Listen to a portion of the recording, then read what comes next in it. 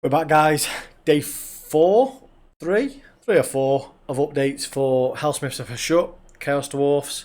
For me, I think this is the most content I've made for the last 6 months. But yeah, we've got some more information. Hellsmiths of hashut, forged in fire, built for victory. They're nearly with us. No. Okay, Anthony, this is the dude from AOS Coach, is it? Yeah, man. AOS Coach on YouTube, great channel, I'm sure. If you've seen my stuff, you definitely know who he is.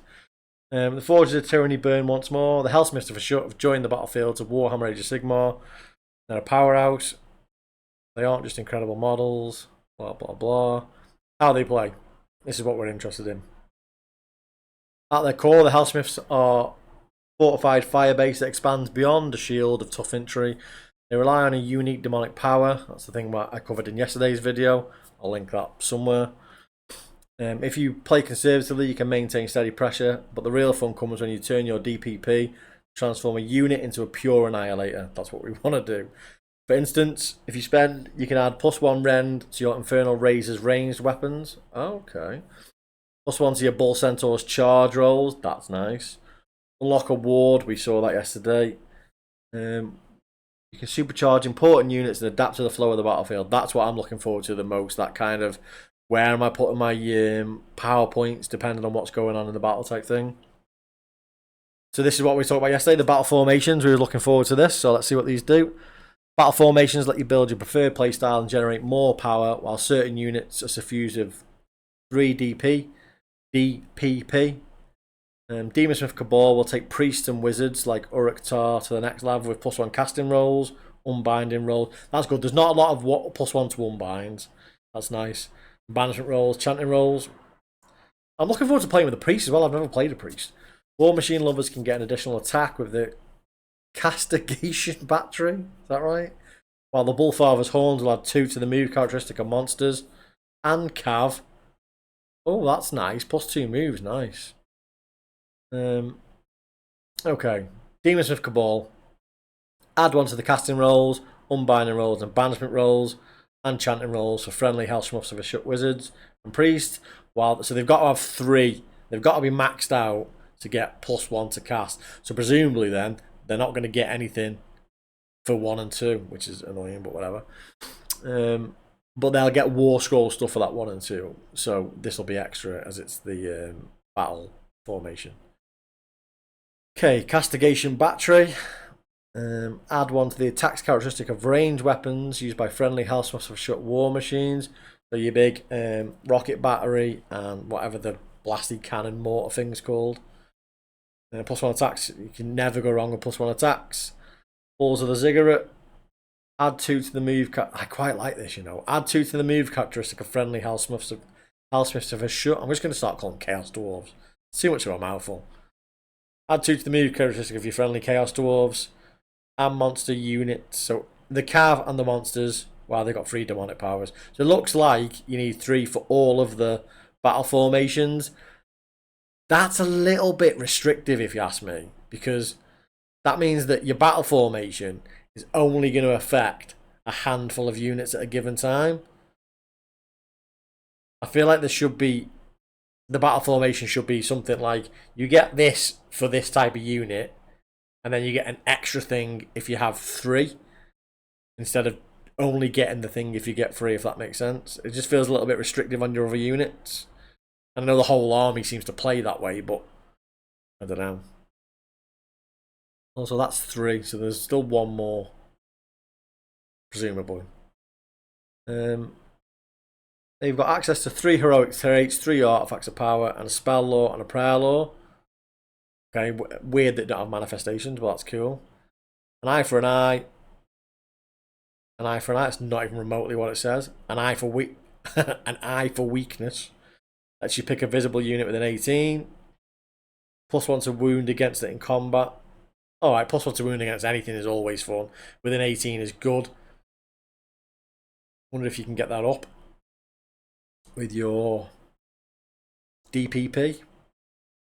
I'm going to have to remember what they're actually called. Desolation points, is it? Crucible of Sprite. Oh my god. I need to stop making these at the end of the day. Crucible of Spite.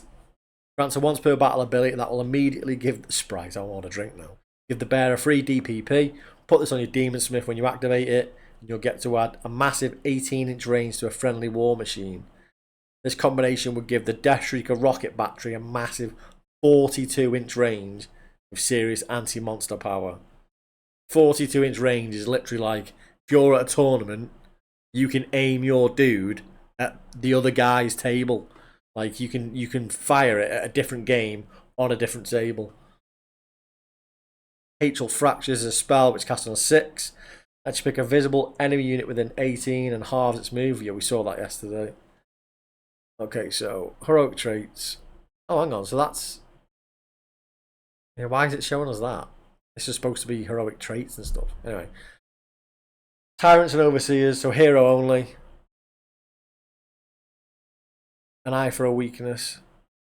Pick a visible enemy unit, 18. Add one to the... Yeah, so literally just what it said. Perfect. I like these little icons. They're cool. Okay, Crucible of Spite.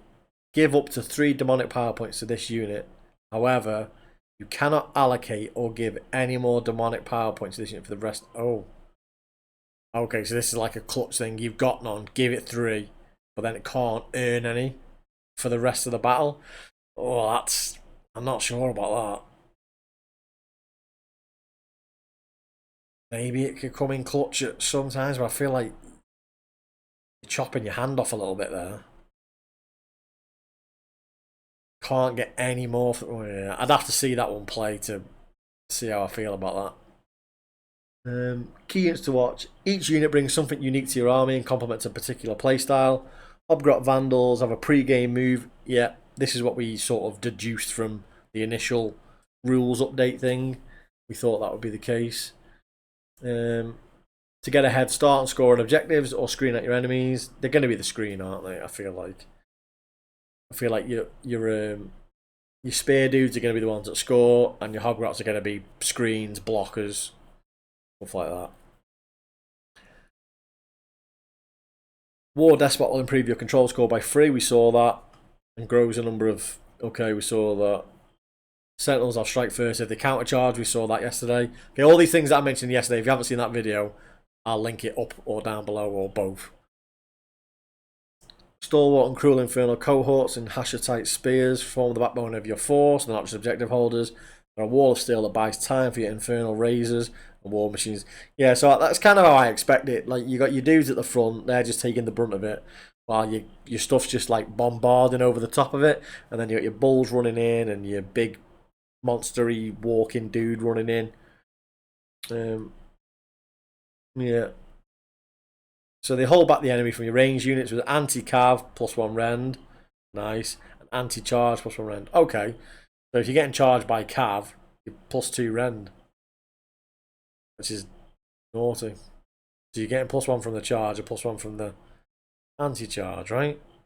Or can you only have one of them on a weapon at once? I'll have to double check on that one. You'll know. Someone here will know. Put it in the comments below. Will they both proc at the same time, or will only one proc? Will you only be +1 regardless?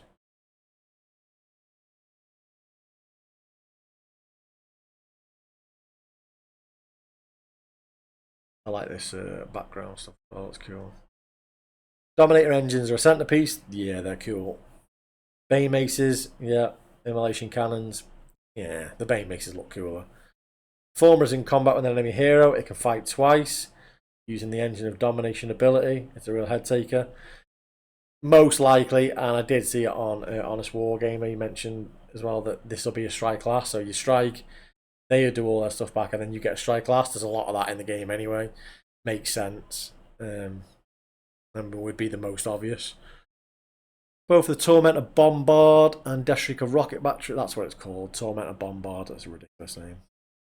Can create carnage from long range. The Deathshrieker is great against monsters. Okay.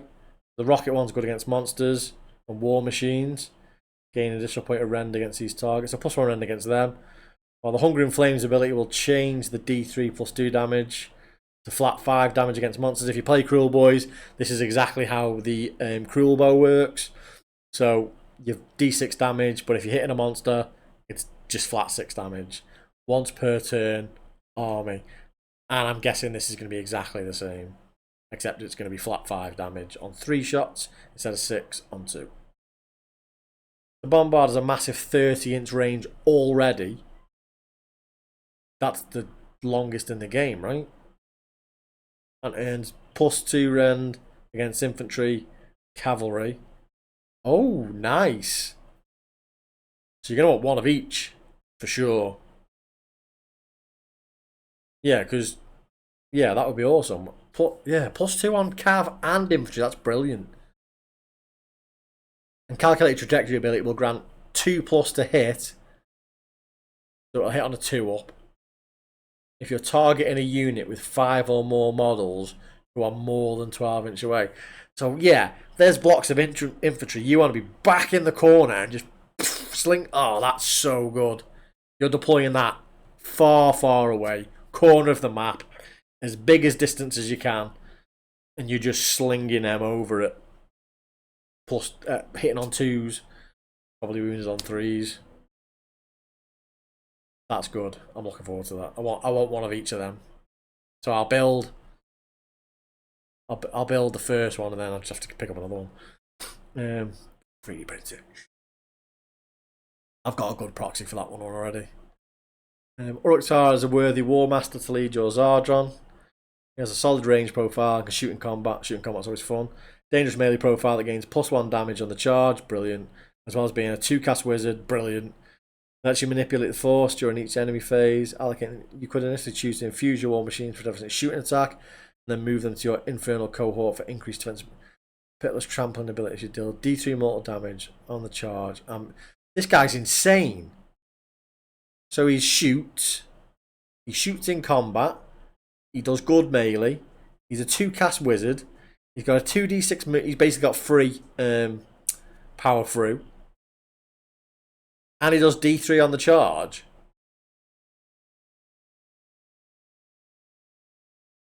Oh no, that is part of the power through. And he can manipulate the. Mate, this dude's good. They've made him an auto include, haven't they, in every list. And good old G Dubs doesn't come in the box, so it's extra monies. Fuck. Okay, pitiless trampling. If this unit charges phase, pick an enemy unit within 1 inch of it, so whatever you charged. Inflict D3 mortal damage on the target, then roll 2d6. This unit can move a distance up to the value of the roll. During that move, this unit can pass through models in the target unit, but must end that move in combat. Okay, so it's got to land in combat, but it does. There's no dice roll there. It's not a 2-up on a D3. It just says inflict D3. So you're doing a minimum of 1. You're not missing ever. So then, depending on how long, like let's assume this has got a 10-inch move. I don't know what it's got. That means you move in 10. Then you're charging whatever your charge is. Let's call it 5. So you're moving, there's your charge. Then you do this D3. And then you roll 2d6. 7, 6, whatever you get. And then you move that into combat, into a different combat. So you can cover a lot of ground here. And then once you have that combat, you can then power through because you've charged. Right? Power through doesn't specify you have to have charged that unit. Just you have to have charged and be in combat with something that's got less health than you, right? Correct me if I'm wrong, but that makes sense to me. So then you can do that and still power through. You can go miles with this. Okay, regiments of renown. You can choose between 2 regiments of renown to join other chaos factions. This is for other dudes. I don't have any other chaos. Chaos has always been my least favourite faction until these dudes were announced. So this is for you guys, not me. So the Curse of Steel Battery being a popular option is it gives you a Demon Smith, a Torment, a Bombard, and so you're literally getting the 2. This is going to be took everywhere, I think. You're getting the 2 artillery things. You'll also get the Reinforced Demon Steel spell, which ignores the first damage point to each friendly hellsmith shut within 12 of the caster. That's great, but it only works on them. so it's not that great. Closing thoughts. I'm excited to see the Mortal Realms expand with a new faction that offers something unique to the battlefield. Hellsmiths can play in all phases of the game with strong units, interesting abilities, roster flexibility, multiple styles. Yeah, so that's the thing, isn't it? If you love the strategic puzzle of resource management combined with overwhelming firepower, this is for you.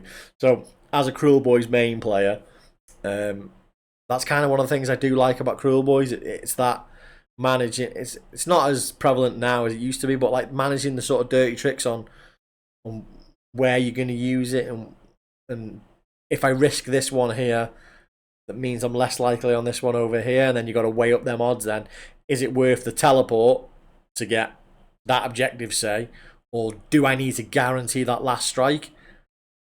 That kind of balancing of the dirty tricks is what I'm looking forward to in this as well. I like that idea of where do I put these three desolation points? Like, do I need it there? Do I need it here? Like, it's going to be cool. One of my favourite parts of the narrative is learning about the ziggurats across the Mortal Realms, such as the Forge and Anathema and Akshi, Urzorn, Gur, Zarvixa and Shyish. Muspelzar. That's a cool name. Muspelzar. In is it Chamon? Cameron? Cayman? Charmone? Charmone, motherfucker. I don't know. How do you pronounce that? It's the Metal Realm, in it, whatever it is. So, Muspelzar in the Metal Realm. Just reading for the stories, inspired painting scheme and conversion ideas. Blah blah blah blah blah blah blah blah. Look, I'm pumped for this. I really am.